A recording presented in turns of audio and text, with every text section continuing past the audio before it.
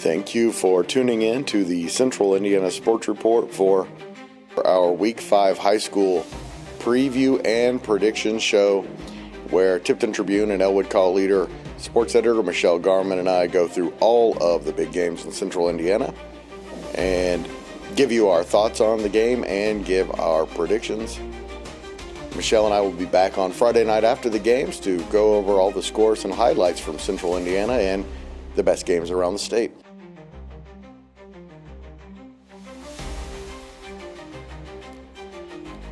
You're listening to Greg Mingelt and Michelle Garmon. Their Central Indiana High School Football Week 5 previews and predictions.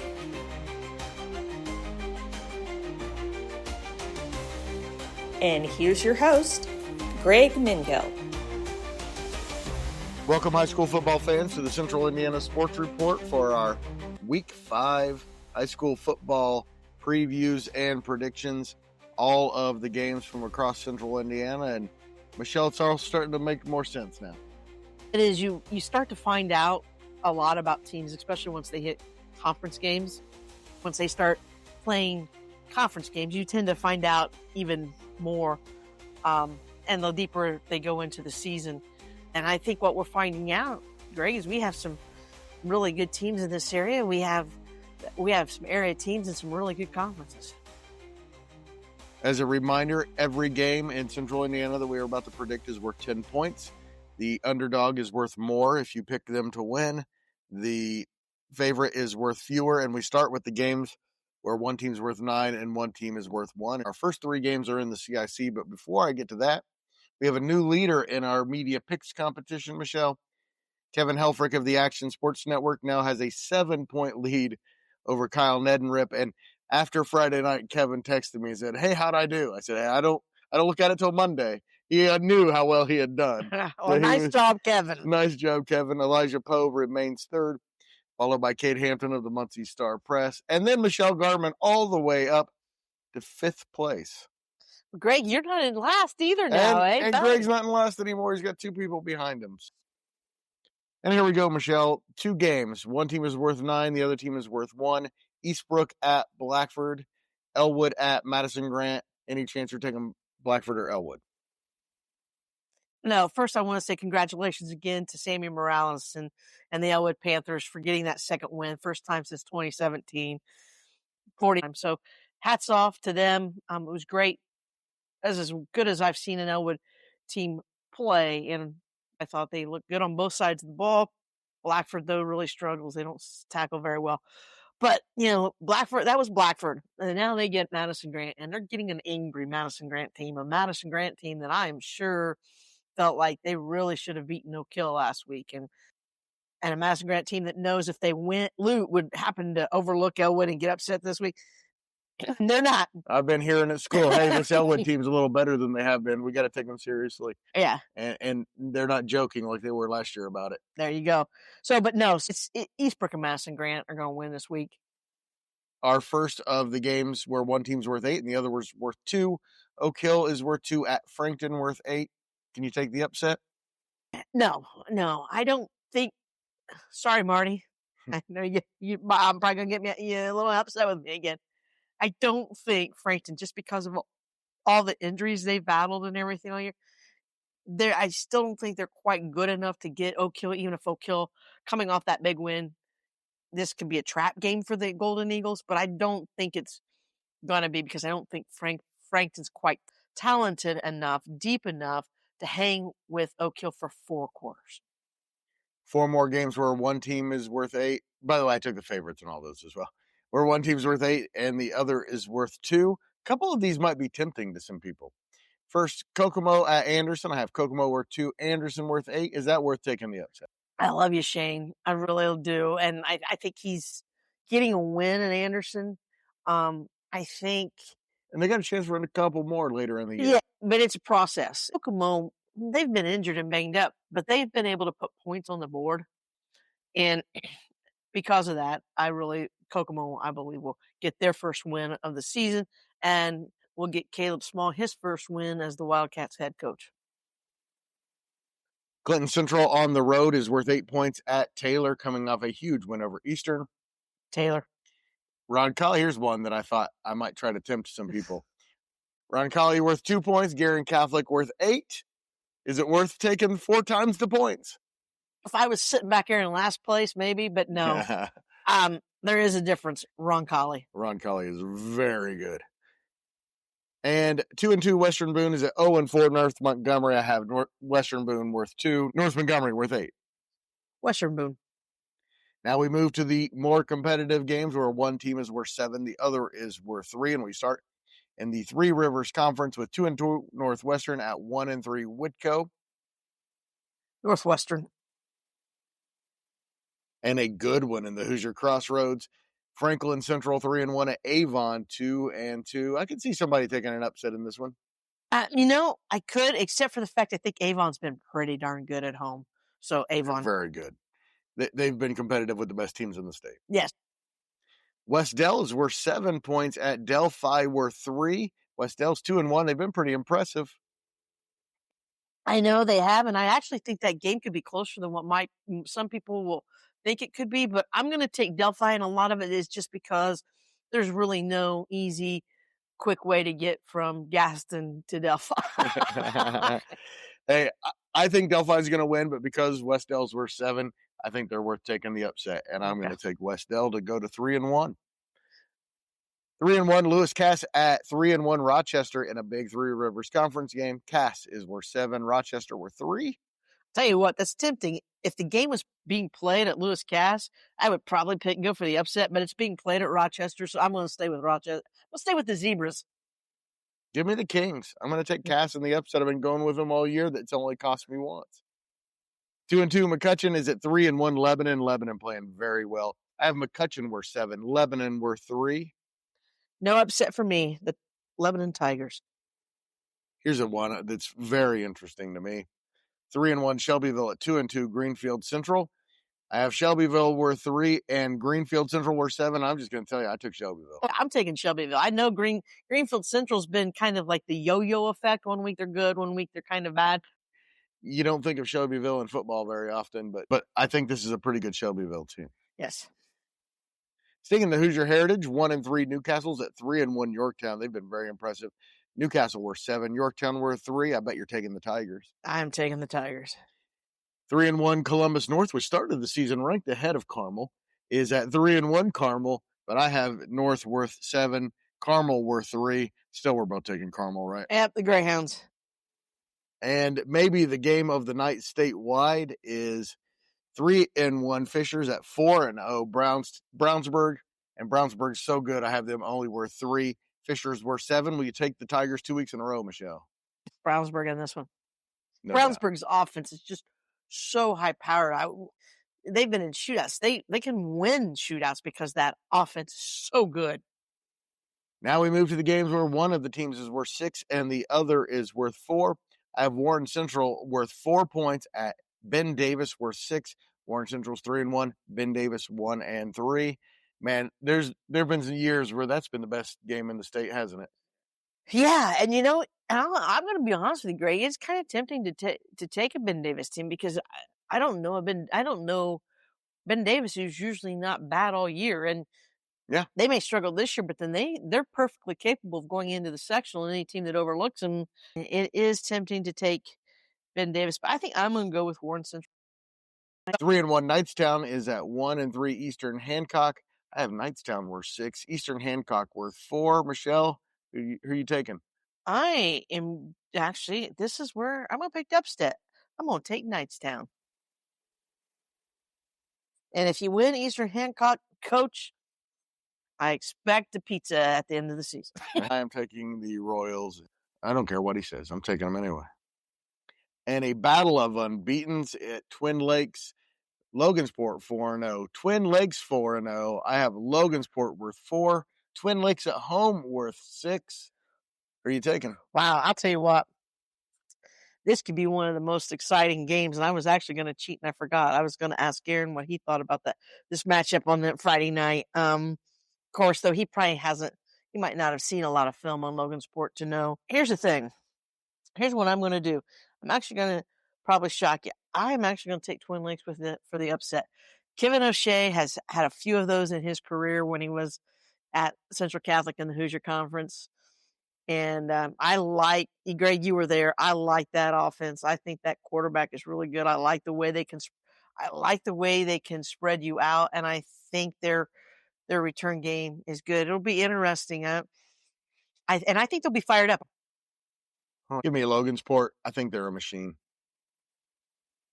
Another big game in the Hoosier Conference. 1-3 Hamilton Heights at 3-1 Western. And you and I just talked to Coach Aaron Toll of Tipton. He said Western is the real deal. I have Hamilton Heights worth 6, Western worth 4. You taking the Panthers? Yes, I'm taking Western. Here's what. The Colbys, they had an all-state running back at Kokomo, and all they did was win. I mean, when they get somebody that's fast and good, and they do with the McClintock kid at Western, I'll take Western. I'll take Hamilton Heights. I think they're much, much better than their record. They're starting to play really well. Their offense is coming together a little bit. Almost pulled off the upset. Yeah, but I bet they can. I don't know that they can handle them in the Western in the trenches. In the North Central Conference, I have 1-3 Muncie Central worth 6 at 1-3 Marion worth 4. The Bearcats or the Giants. This is a tough. They're game. Getting tougher. That's how we do it. And what makes this game, I think, tough is Marion. They're both talented. I think Muncie Central just is not as balanced on offense. Marion is not very disciplined. But I'm going to take Marion at home because I think they do play maybe a little bit better at home. I have Tim Jones. Yeah. If you have the best player in a toss-up, give me the best player. Nothing against Zach Oles at Muncie Central, but Tim Jones just make things happen. Indian Creek is at Lapel. I have unbeaten Indian Creek worth 6 points at unbeaten Lapel worth 4. The Braves or the Bulldogs? I'm going to take the Bulldogs. They're at home. I'm taking the Bulldogs. Lapel wins easily. Big week full of what I call toss-up games, Michelle. Before we get to our games to watch and our game of the week, we have 7 toss-up games. 2 of them are our games of the week, so let's get to the 5 that are not. 2-2 Shenandoah at 4-0 Park Tudor. This is a tough one because I know Park Tudor is 4-0, and I'll be honest, I haven't really looked to see who they played. But Shenandoah plays people tough, and I'm going to go with Shenandoah. Give me the Raiders, too. 4-0 Center Grove is at 4-0 Trotwood Madison of Ohio. I have both teams worth 5 points. Who are you taking? I don't know anything about Trotwood. They got to be pretty good. They beat Center Grove last year. It's probably going to cost me points. That's all right. But I'm going to stay with Center Grove. I'm going to take team from Indiana, unless it's a really bad mismatch. It's not going to cost you points, Michelle. Center Grove's going to win. They're legit. They could definitely win a state championship this year. This should be a really good one. And nothing against these 2 programs, but wins are going to be tough to come by the rest of the year for them. 1-3 Zionsville at 1-3 Noblesville. You know what? You put up them in any other conference, they probably win it. But in that Hoosier Crossroads, they're playing for last place. Maybe that's how good that conference is. Yeah. Do you like the Eagles or the Millers? Yeah, hey, I'm going to take Zionsville for because of the Fantasy Boys. Give me Noblesville in a close one. 1-3 Delta is at 1-3 Mount Vernon. 2 teams really struggling. Both teams really struggled last week. I think it's a toss-up. The Eagles or the Marauders? They both have. I don't know what to think. I do not know what has happened to Mount Vernon. Delta is a changing coach. You know, I think that's a little bit of it. That said, I'll take Mount Vernon.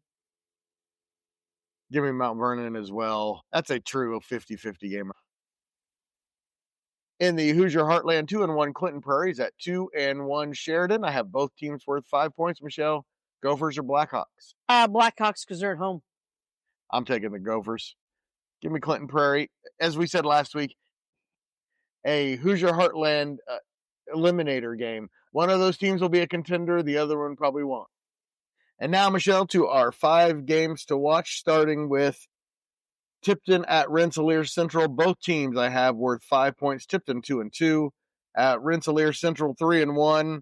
This is an absolute toss-up, Michelle. Who are you taking? Tipton. As am I. I'll take Tipton because we talked to Coach Toll tonight. They are young. They play 2 extremely good teams, and I think when it's said and done, you're going to see Twin Lakes and Western right there at the top of the large school standings of the Hoosier Conference with Logansport. That division comes down to those three teams. But what I do like is Tipton has been able to fine-tune their defense. Last week they had to go from a really spread out team that, needs you to put a lot of DBs in, to a team that likes to just pound you, the ball. And Rensselaer's fits more what Western likes to do. So I think it's just been a matter of Tipton getting to kind of fine-tune some things this week on defense. So I like that. I'll take the Blue Devils. As I say, I'll take the Blue Devils. The last 2 weeks, Michelle, Coach Toll has talked me into taking the team against him, and he has done well. He told us how good they were going into both games, and I believed him. Rensselaer Central is also good, but I don't think they're as good as Twin Lakes and Western. Give me Tipton. In the Hoosier Heartland, another game that I consider 5-5. Eastern lost their first game last week, but they can get right back in the conference race by taking down a Carroll team who beat Taylor. Both teams are 3-1. Michelle, Carroll or Eastern? I feel like Eastern is probably really kicking themselves in the butt. This is going to be a tough game. It's kind of a make or break game, not that for the conference. Definitely a make or break game for the conference. Tempting to take Carroll, but you know what? I'm going to take Eastern. I just don't think the Comets get beat 2 times at home, twice in a back-to-back weeks is what I'm going to say. Michelle, I'm going to take Carroll, but I do not feel good about it. I kind of have a gut feeling that Eastern's going to win this game, but I also, if I don't take Carroll as well as they've played, I'm going to kick myself if they lose. So give me the Cougars over the Comets. They're all big games in the Hoosier Crossroads, Michelle, but in the game of the night in the Hoosier Crossroads, 3-1 Westfield at 3-1 Hamilton Southeastern, obviously rivals. I have the Shamrocks were 3, the Royals were 7. Who are you taking? That's gonna be a great game. But I'm gonna take Westfield. Those games are just different level. They are. I'm gonna tell you what, folks. If you really want to go see some of the best high school football, go down and watch Westfield or Hamilton Southeastern. Watch Fishers, Brownsburg. Watch Carmel, Center Grove. Or you can go watch Pendleton Heights at New Palestine this weekend. There we go. Our other game, both unbeaten in the Hoosier Heritage.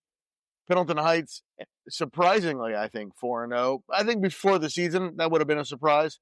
New Pal never a surprise when they're 4-0. And even though I like Pendleton's chances to at least hang around in this the way they've been playing, I have the Arabians worth 8 and New Pal worth 2. I wouldn't be surprised if the Arabians keep this game close, at least through 3 quarters, and maybe in the middle to the 4th quarter. And the good thing, Michelle, is it's the only time they'll face New Pal this season. That is a good thing. Because the Dragons moved up a class right out of their sectional, giving a lot of teams a lot of hope that they wouldn't have had before.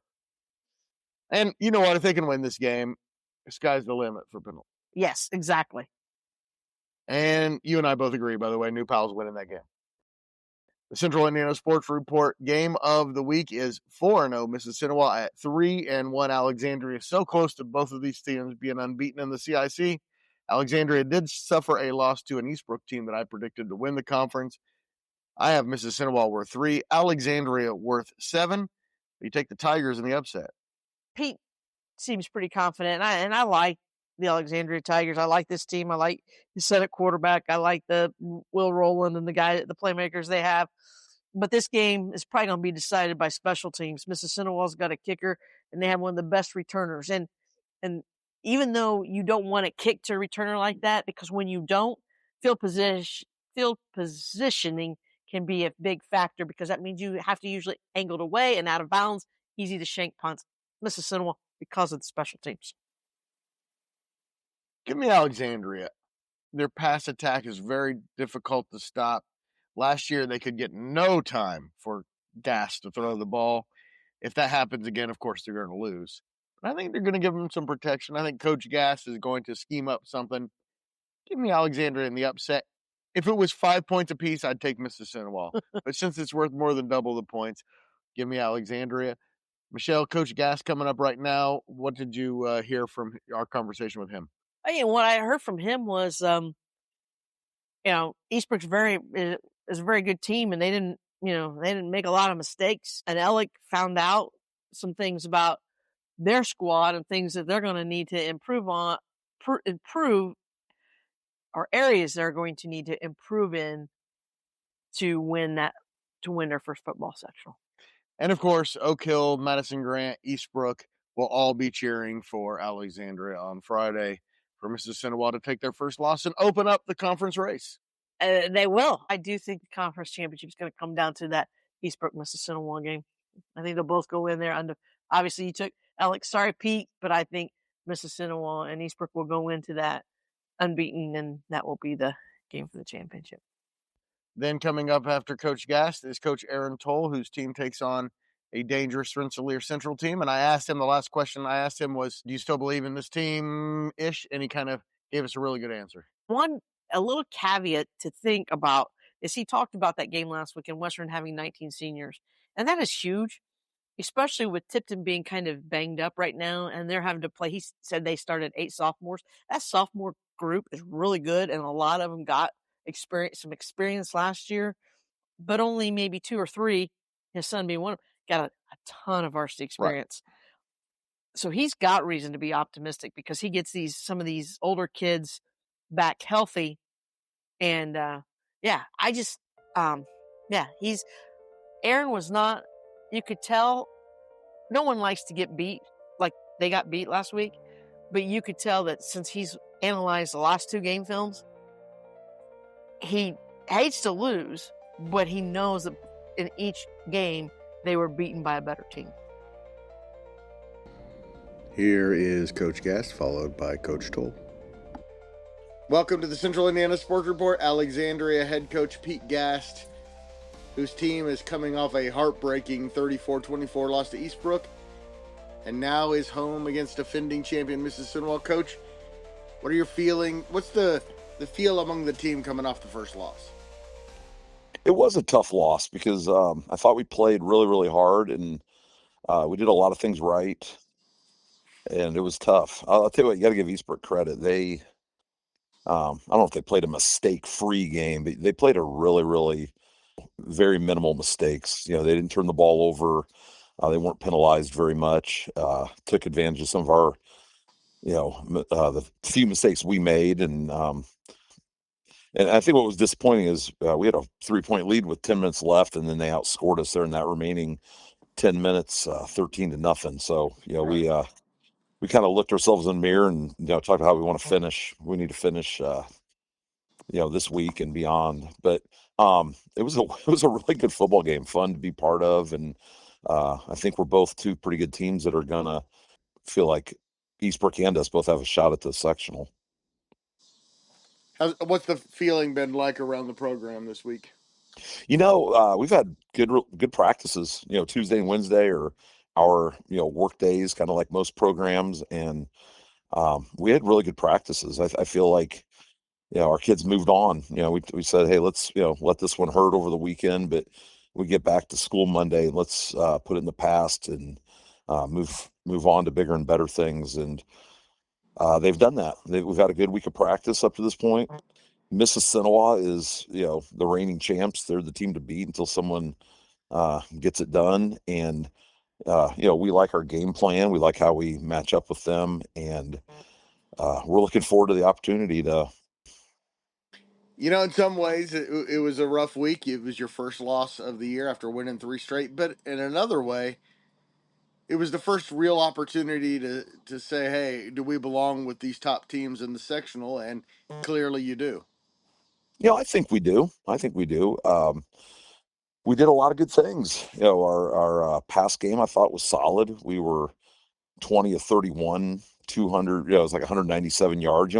I'll take that every week. And I thought we ran the ball with not great effectiveness, but good enough to grind out several first downs. And our defense, I'd say 4 out of every 5 plays was really solid. But then Eastbrook's just persistent, and they keep doing what they do, and eventually they hit one on you, and they were able to do that. But we feel like we would love to have a shot at them again, a month and a half from now.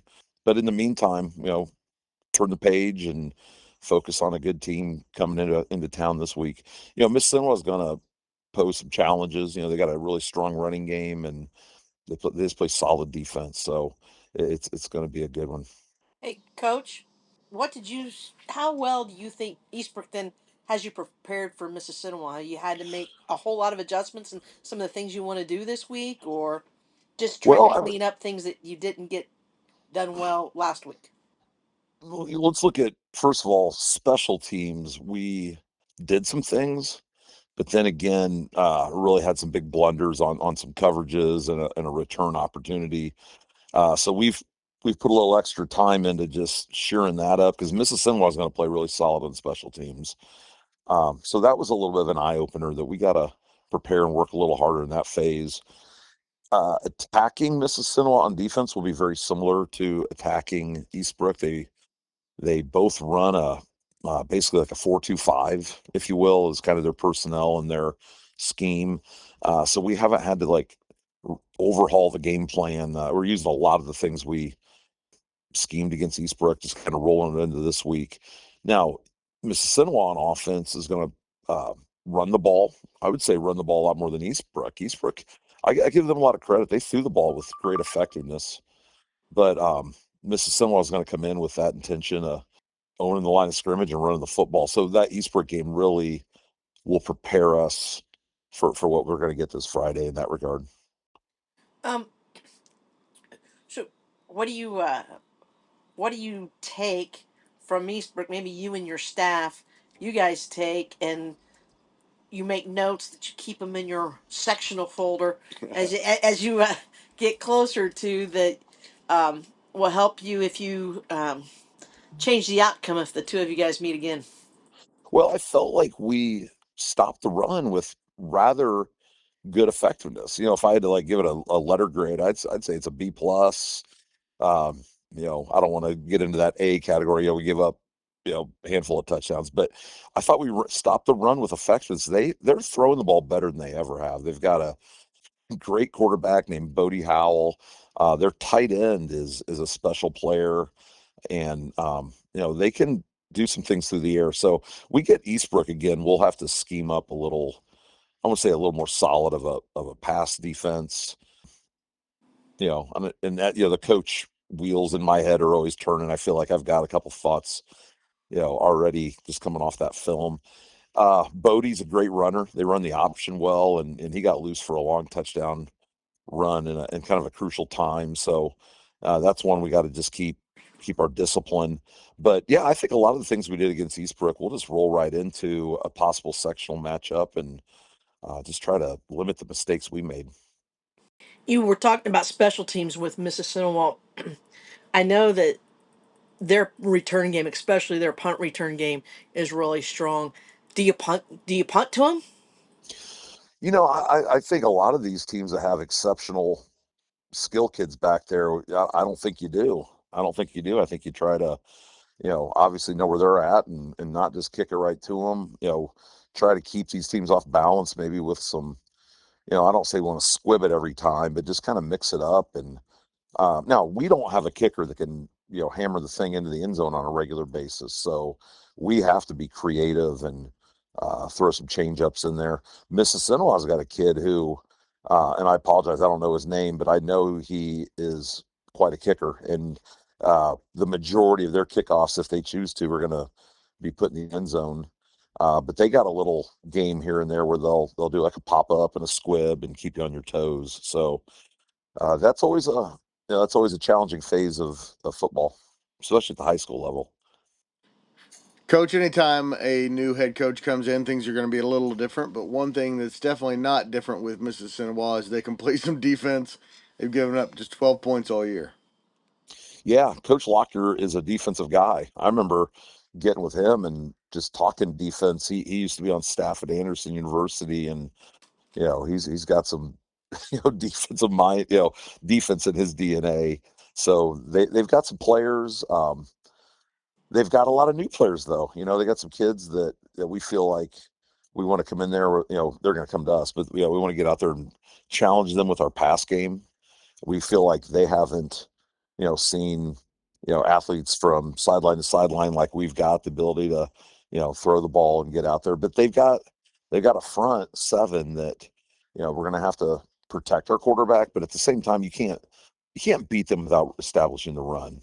And we've failed to do that the past few years. And, we're going to come out and make that one of our top priorities is, just establish the run, positive plays on first down, grinding out third down plays and moving the sticks. And, if we can do that, that allows us to possess the ball, keep them off the field. And, I think that'll be a good thing.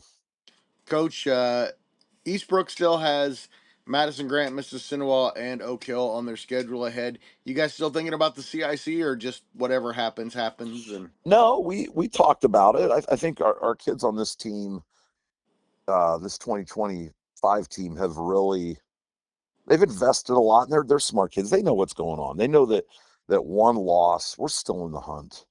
Now the room for error is minimal. I mean, like, there's really no room for error from here on, but we're not going to get wrapped up in that. I think we've had a good culture and a good kind of mission statement within our program recently of just like, let's just take care of today.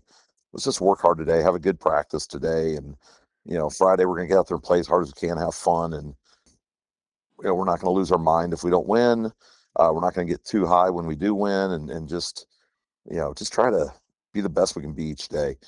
So with that said, yeah, we haven't, with one loss, haven't in mid-September conceded anything. And talked to the boys about the fact that 10 years ago in 2014, we actually shared the conference championship with Oak Hill. Both teams were, I believe, 6-1 in the conference, and we had actually lost week 4 back then, just like this year. And we got some help a few weeks later. I think Elwood had beat Oak Hill like 2 or 3 weeks later, and then it just kind of opened the door for us to share the championship. So we can't control those things, and we'll just do our best to get a win this Friday and keep our chances alive.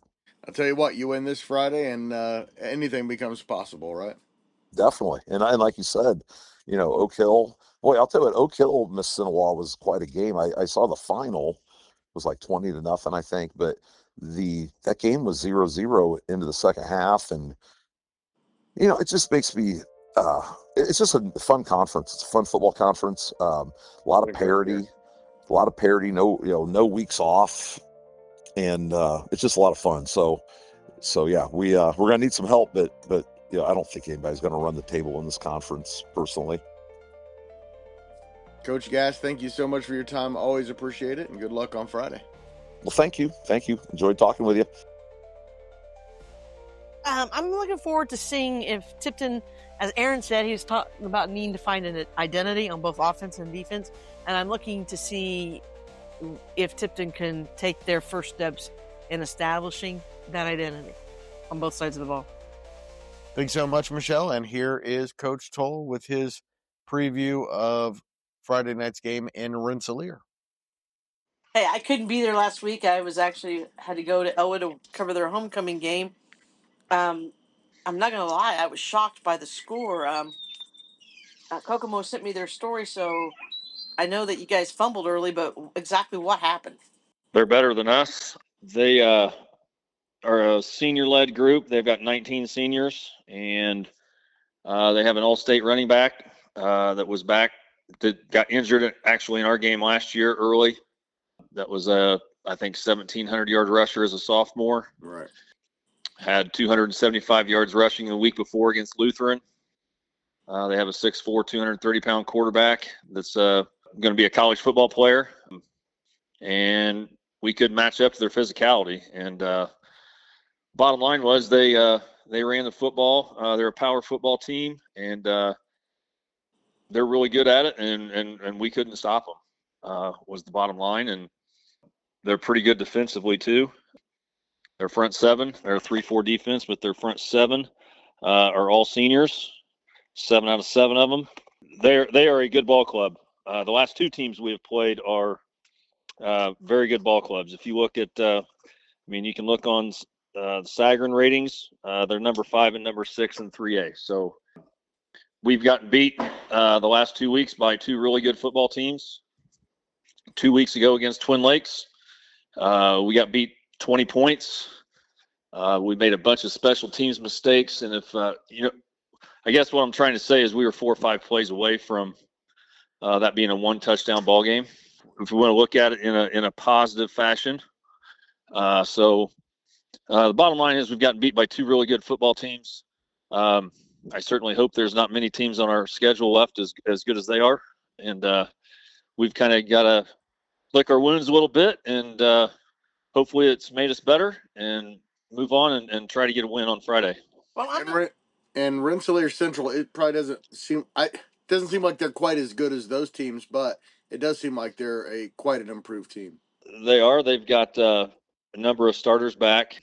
I think 14 or 15 starters. They're a junior senior laden group, and they're a lot like us. I think our programs are very similar, but they've got a winning culture. They have a Hall of Fame coach in Chris Meeks. I think he's got 198 wins, so he's 2 away from 200, and they're used to winning. So I think it's going to be a huge challenge for us, and we've got to ride an hour and 45 minutes on a bus up there, and got to be mature enough to get off the bus and be mentally ready to play another physical Hoosier Conference football game. I know, Aaron. I know Chris when he took over at Rensselaer, and I talked to him. I know he was always so highly complimentary of your dad and the way he built Tipton's program, and he always told me that is what he wanted to do at Rensselaer. He wanted to, stay and build a program that had a rich tradition. That most years it was just a matter of kind of reloading, never having to necessarily rebuild, and and then he's always spoken highly of you as well. So, but tell me what you expect to see from a Chris Meeks coach team. Hard hitting, physical, won't make any mistakes or very few mistakes, and they are always a run heavy, offensively a run heavy, very physical football team, and they don't beat themselves. So, and we'll expect to win. So, have a lot of the same characteristics, honestly, that I like to think our programs had over the years. Aaron, so this week, now that the heat has kind of returned, how have practices been like? And is it making sure with telling your kids a message every night to make sure they stay hydrated all week? We tell them that. I mean, we're kind of at the point where, we're not mature enough, we're not old enough, we're not experienced enough to where that I feel like we can shorten practice. Like there were some years where we just had a ton of experience and we knew our assignments, and we could limit practice. I don't feel like we're there right now, or maybe we'll get there later in the year, but I don't feel like we're there right now. So we haven't shortened practices. Maybe more of it is we've made more mental reps as opposed to all physical reps, but and we preach for our kids to take care of themselves. But on the flip side, we don't go home with them, and they're 15 and 16-year-old kids, and I guess we'll find out Friday if they listen. Usually by this time of the year, they're more in shape to play a full ball game. But it has been hot. It's supposed to cool down a little bit tomorrow night, so hopefully that won't play a part because we will be playing a number of guys both ways. That's just that's 2A football. Is there anything special that you and the staff have focused on this week that you've seen that the last 2 weeks that you really maybe need to really get better in an area that is really I thought one of the big things coming out of the Twin Lakes game was our special teams. And I did feel like we made some improvements there in our special teams. We still have a ways to go. We've tinkered with our big thing, honestly, this week was for whatever reason, we've gotten to the point after 4 games, we don't feel like we have an identity, either offensively or defensively. Are we a running team? Are we a passing team? Are we both? And part of that is, we have a lot of RPOs in our offense, and Twin Lakes and Western have taken them away. And what I mean by an RPO is a run pass option. So based on how they line up, we can either call a run play. Basically, it's 3 plays in one. We can hand it off to the running back. Quinn can keep it if they don't account for him, or we can throw it out into our trip set, and if they don't account for our trips. So it's kind of three plays wrapped into one.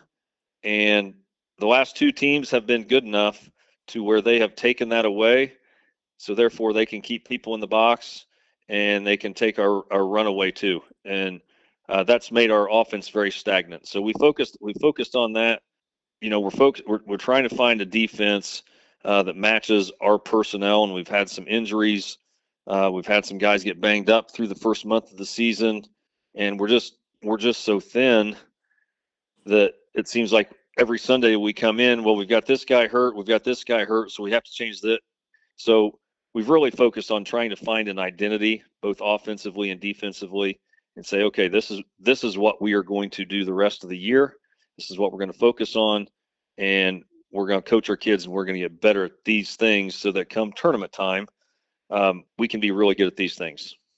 And I know it was probably very hard to go from having to prepare for a Twin Lakes team that spreads the field and likes to really air it out, and I mean they really do, to a Western team that relies heavily on their running game. Because Western does that, does that make preparing for Rensselaer this week a little easier because you already have some stuff you already started working on that? It's easier than going from Twin Lakes to Western, that's for sure, because they're like, those are the exact polar opposites. I think they play week 9. That'll be a whale of a game, by the way. But talk about just total opposites. That's what they are. We faced them back-to-back weeks, and there are some similarities between Western and Rensselaer. I certainly hope Rensselaer is not as good running the football as Western was, because I was really, really impressed with them. But Rensselaer is good. They will execute what they do.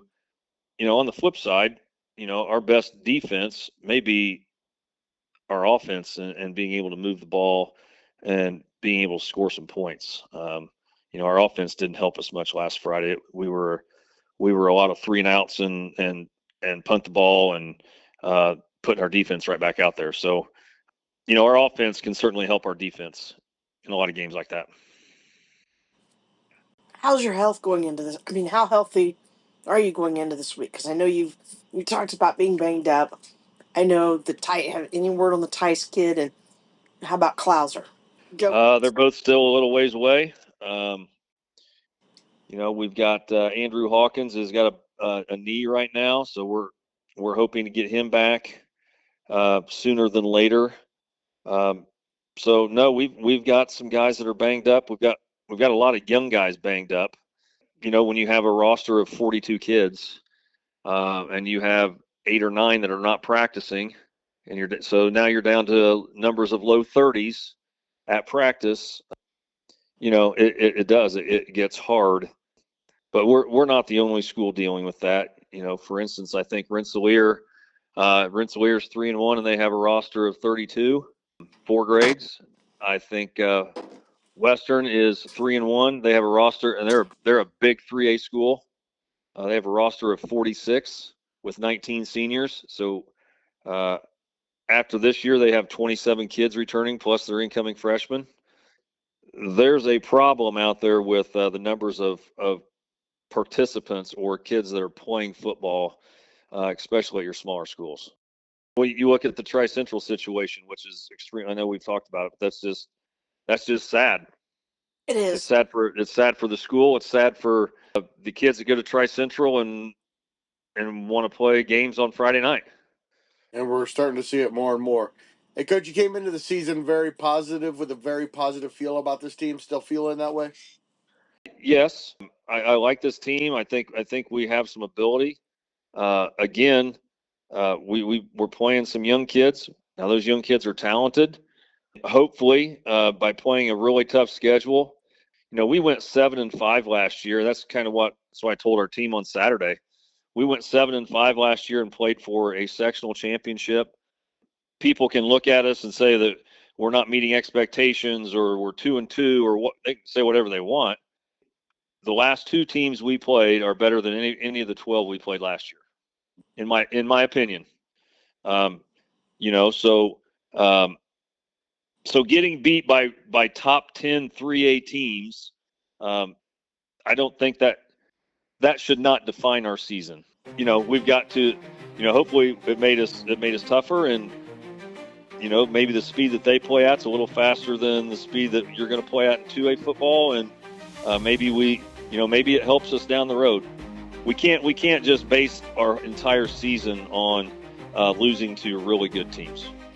We just got to focus on getting ourselves better and trying to get the next one. Thank you so much to Michelle, as always, for joining me. Always appreciate it. And, of course, to Coach Gast of Alexandria and Coach Toll of Tipton. Please join us on Friday night when we go over all the scores and highlights from across Central Indiana and the biggest games from across the state. And do us a huge favor and share this podcast with a high school football fan in your life and help spread the word that the Central Indiana Sports Report is here talking about Central Indiana sports every single day.